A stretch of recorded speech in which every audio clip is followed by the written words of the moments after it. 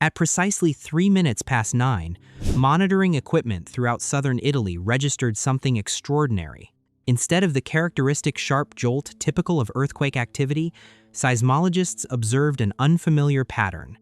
At Campi Flegrei, instruments captured an extended, pulsating vibration lasting well over 60 seconds. By afternoon, the Vesuvius Observatory validated what Pozzuoli's inhabitants were already experiencing firsthand. The prehistoric volcanic depression lying directly underneath their community wasn't simply shifting, it was sending a message. The seismic sequence on January 14th, registering tremors of 2.2 followed by 2.5 on the magnitude scale, represented the 84th documented event within a single week. Recent scientific advances explain precisely why this figure should alarm us. Every tremor functions as one component of an interconnected mechanism where ground vibrations and subterranean pressure oscillations amplify one another, intensifying with each successive pulse. Researchers have determined that Campi Flegrei functions similarly to an enormous underground resonance chamber, with geological fractures and molten rock reservoirs generating harmonic signals capable of accumulating energy across years before releasing it in devastating synchronization. This identical mechanism once blanketed the European continent in volcanic debris and may have contributed to climatic shifts that coincided with Neanderthal extinction. Now, this geological system lies beneath a population exceeding 500,000 individuals who retire each evening unaware they inhabit what amounts to a planetary-scale instrument of destruction. And the tempo it's broadcasting continues to quicken. The scientific evidence is unambiguous. When supervolcanic systems begin producing harmonic signatures, they're not rehearsing. They're preparing for an exhibition that could fundamentally alter Southern Europe's geography. Yet here's the question haunting volcanologists through sleepless nights.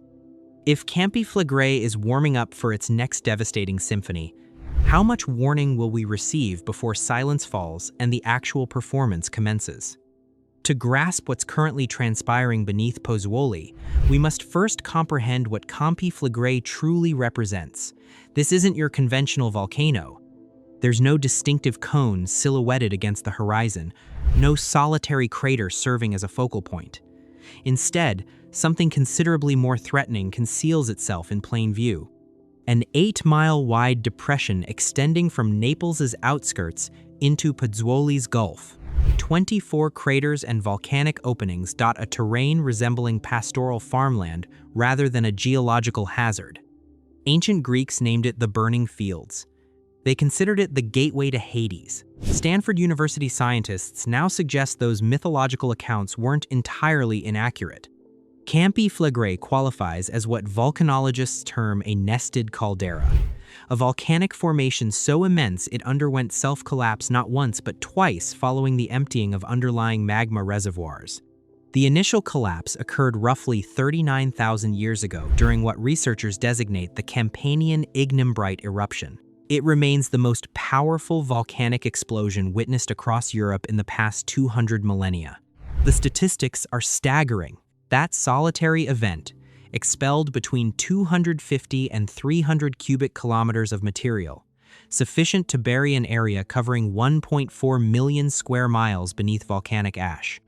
The eruption column penetrated the atmosphere, and the resulting volcanic winter potentially decreased global temperatures by up to 9 degrees Celsius in certain regions. But here's the connection making this ancient catastrophe relevant to our present moment.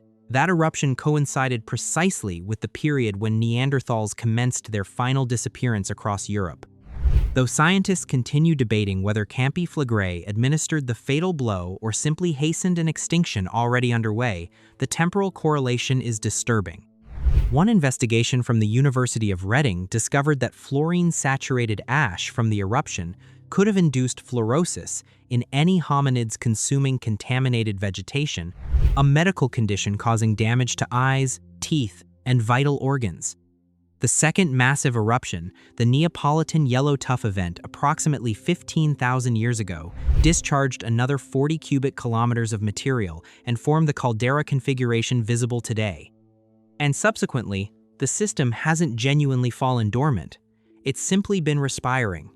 Throughout recorded history, since Roman civilization, the terrain at Campi Flegrei has experienced elevation and subsidence in a phenomenon scientists label Brachysism, derived from Greek terminology meaning slow movement.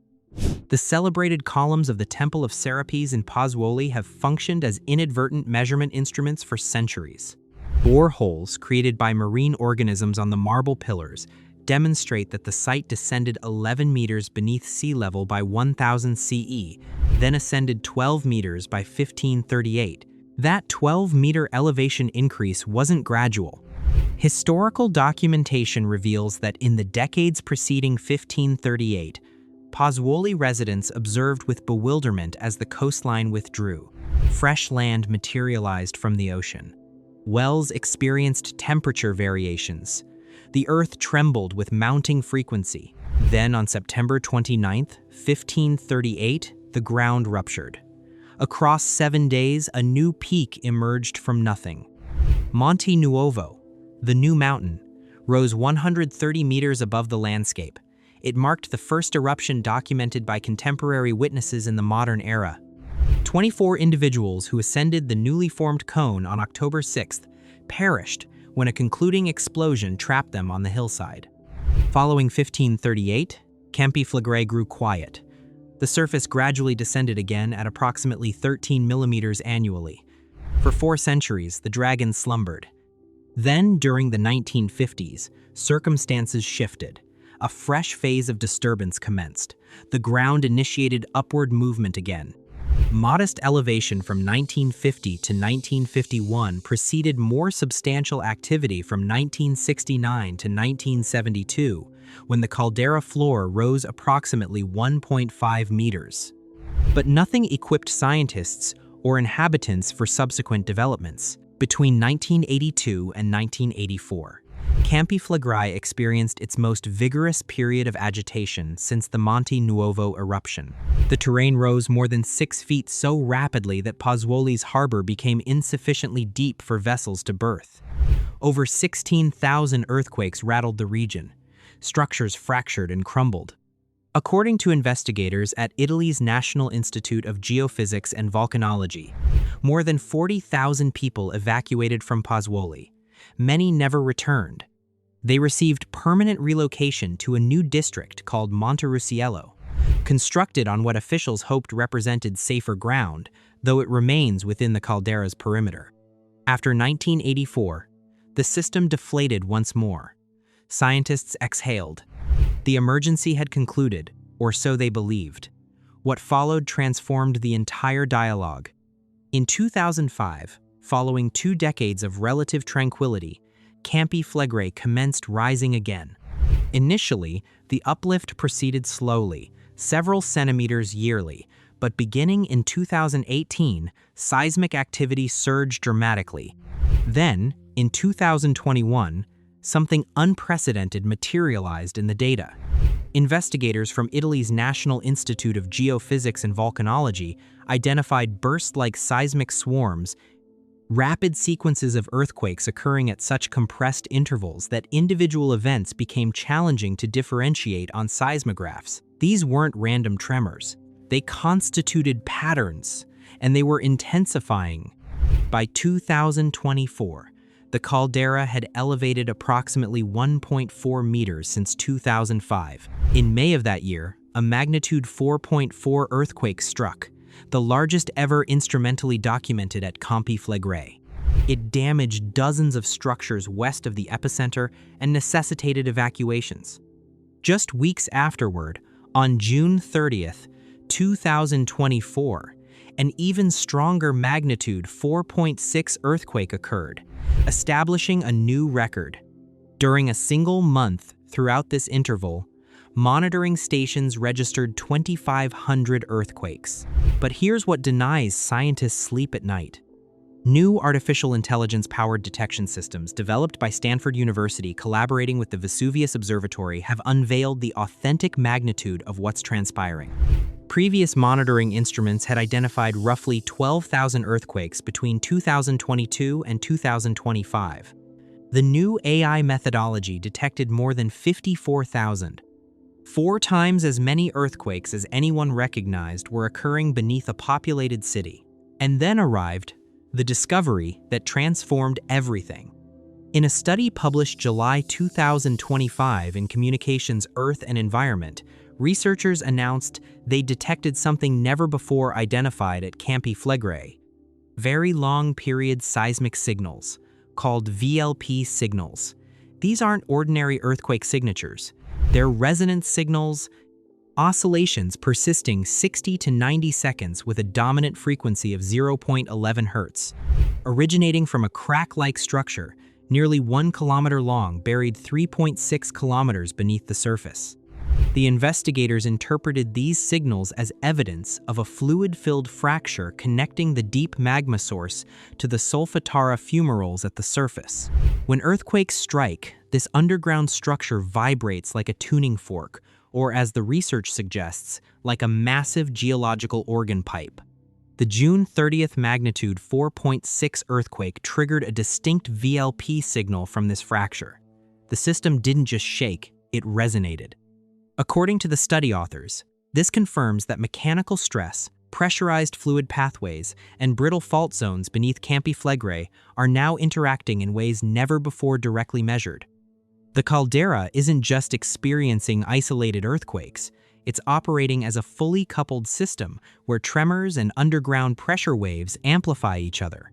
Now imagine that scenario unfolding today. Over 500,000 people reside within Campi Flegrei's designated red zone, the territory requiring evacuation before an eruption for inhabitants to survive. An additional 800,000 people live within the broader caldera boundaries. The city of Naples, home to 3 million more, sits immediately adjacent to the eastern perimeter. Italy's Civil Protection Agency has formulated an evacuation protocol calling for relocating 500,000 people within 72 hours. But local authorities and scientists have voiced apprehension about whether road infrastructure can accommodate such concentrated traffic.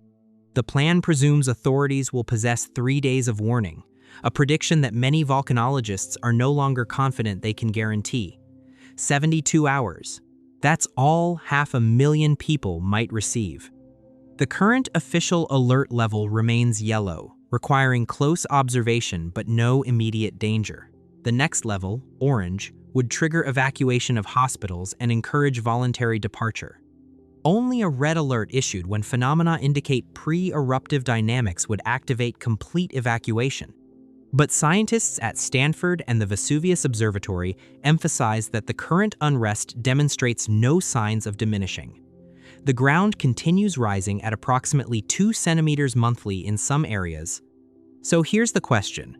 If you resided atop a geological organ pipe that's been tuning up for 20 years, would you recognize when to depart? Drop your thoughts in the comments. Would you stay or evacuate if you lived in Pozzuoli?